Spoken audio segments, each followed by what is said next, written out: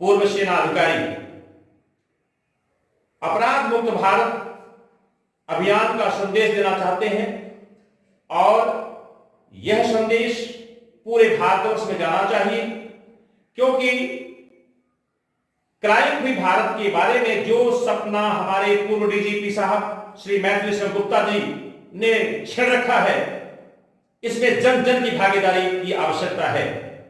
और जब तक हम जन जन की भागीदारी नहीं करेंगे तो उनका सपना साकार नहीं होगा, क्योंकि यह सपना उन्होंने इसलिए देखा है कि 140 करोड़ की जनता के सामने आज सब व्यवस्था केवल पुलिस पर निर्धारित हो गई है और उसकी कमी हर व्यक्ति को महसूस हो रहा है।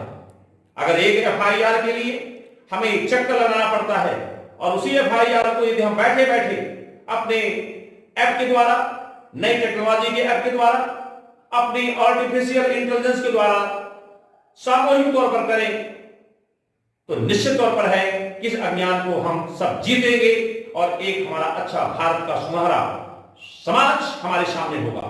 आइए हम सब मिलकर के डीजीपी साहब के हाथों को मजबूत करें और अपने ग्रुपों में, अपने समूहों में, अपने रिश्तेदारों के माध्यम से पूरे हिंदुस्तान के अंदर आप लोग छा जाएं। जब और जितना इसका प्रचार प्रसार होगा उतना ही हमें आपको लाभ होगा।